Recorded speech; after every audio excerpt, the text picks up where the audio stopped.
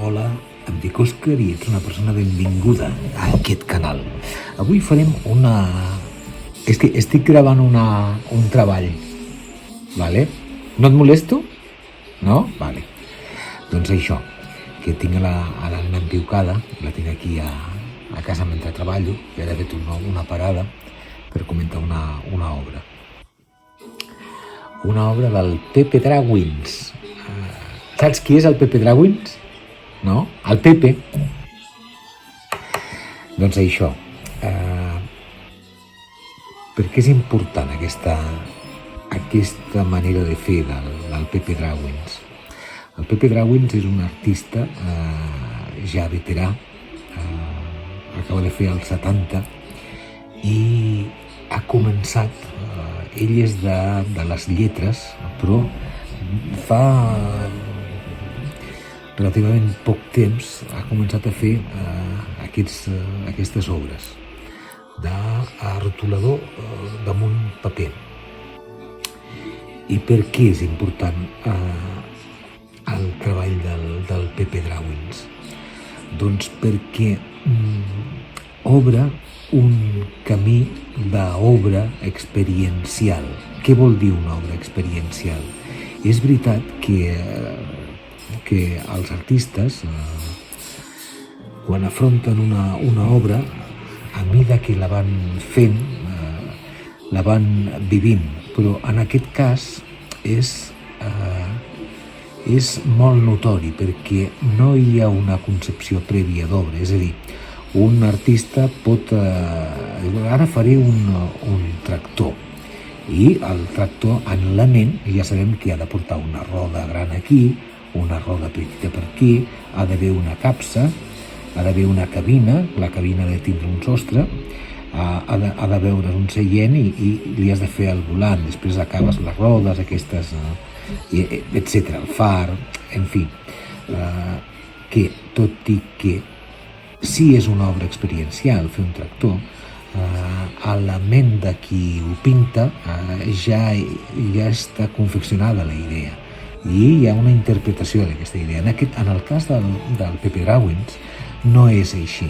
Ell construeix una primera línia i entorn a aquesta línia, com fa les branques i els fruits i les fulles un arbre, va fent una pintura experiencial, va vivint una experiència i va construint aquesta obra a medida que el criteri no tangible d'equilibris es va conformant. Aleshores, aquesta obra en concret, que després us parlaré de la part emocional que té per mi aquesta obra, és molt important perquè dona un exemple de com ho fa ell, i ho fa de la següent manera. A partir d'unes línies, unes traces, tira per aquí i com fa un miner a la mina que va picant pedra fins que veu la veta, fins que la veta li porta a l'or o al mineral que sigui, ell fa el mateix, va construint a partir de les peces i troba uns primers indicis que aquí tot apunta a una pujada, a un transitar l'obra a través d'escales. Això ja és a obra feta, No dic que els camins hagin estat aquests, perquè li hauríem de preguntar a ell quina va ser la línia de començament de l'obra, però ja en interpretació de l'obra veiem que l'espectador entra de la següent manera a aquesta obra. Primer, per la taca general, que veiem que està una mica desplaçada a l'esquerra del paper. Això contrarresta molt bé després, a última hora, fem la mosca aquí. Però jo entro a l'obra a través del pujar d'escales, és a dir, de pujar les capes de lectura. Aquí veiem que estem damunt d'una construcció laberíntica d'escales i promeses d'habitacions que entres a un arc, vas pujant, aquí et remet a unes altres, arribes a unes altures, aquí unes altres, aquí hi ha una balconada, una balaustrada, un mirador, un passadís intern que també té...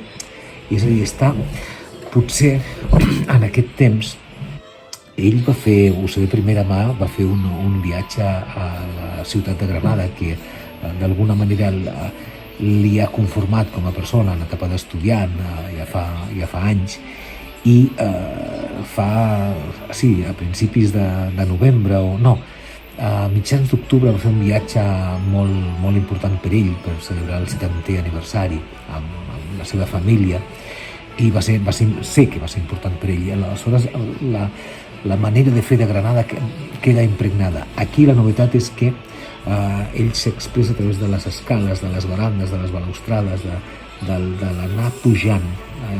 Aquestes escales no baixen, van pujant. És una convidació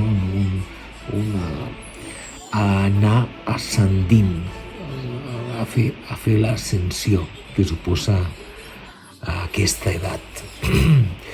I aleshores ho fa possibilitant miradors, finestres, entrants, fugues, una mena de seients impossibles, però que també s'hi donen. És molt interessant aquesta manera d'expressar aquesta ascensió, i després la meravellosa disposició de línies de fruit, aquest esclat de la seva obra de manera constructivista, no? És a dir, gairebé aquesta peça es construeix com es va construir el Golden, us en recordeu, d'Esplugues, no? A Sant Joan d'Espí, o Sant Joan... sabeu, no? El Golden del Bofill, que es va projectar a començaments dels 70, si no m'equivoco. Això ho hauria de repassar, però que és una icona d'una nova manera de fer, modular, no? Doncs ell, el Pepe Dràwins, puja l'obra d'aquesta manera, no tan modular, sinó de continuïtat experiencial que dèiem abans, no? De branca que fa fulla, que fa flor, que fa fruit, que hi ha una intenció de treball, d'agricultura artística. Ho veieu, que també és un camp llaurat, aquesta manera de fer lineal que dona aquest fruit laberíntic i molt suggerent de com és el pintor i com l'artista més que el dibuixant. I és una interessantíssima convidació a desentrallar no únicament lo laberíntic de les vides humanes, sinó també fer estança d'això, fer estança i mirador, no? Fer estança aquests descansillos que fica, però també mirador, amb totes aquestes possibilitats de finestrals, de pujades en alt, no? Doncs és tan interessant, i és que crec que estem davant d'un artista que surt ara a la llum, però mireu, jo he vist molta pintura i hi ha un medidor de qualitat universal que es toca, es percep, i aquesta obra és molt bona. Aquestes obres del Pepe Dràwins, el Pepe Dràwins és un artista, permeteu-me que fiqui l'etiqueta d'artista, aquesta persona, per mi és que amb 100 obres que deu tindre a rotulador damunt paper, ha obert una llum, ha fet una escleta nova, i em sembla una obra meravellosa. La part emocional és indissociable.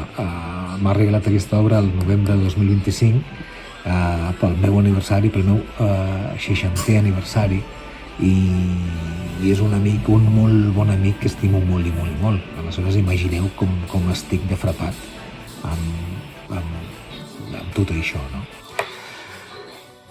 No és un rellotge, però però si tu mires, si mires el mecanisme, veuràs que funciona de la mateixa manera. Hi ha una capsa escènica, una capsa de dir les hores i un mecanisme molt ben lubricat, molt ben pensat, amb les seves joies de fer i un marcar el pas de la humanitat, el pas personal, el pas biogràfic per l'art i per la vida, que és, per mi no... Sí ho porto aquí perquè jo no puc dissociar mirar un rellotge que m'agrada de mirar una obra que m'agrada. És per això que volia compartir amb tu. Hauràs vist excepcionalment un soroll de fons d'uns dibuixos animats que no tocarien aquí, però que amb una excepció rigorosa avui sí podem mirar dibuixos, que això sí que ho tenim molt pautat. Bé, doncs, espero que t'hagi agradat, que t'hagi contagiat el goig que sento de mirar aquesta obra, i moltes gràcies. Adéu.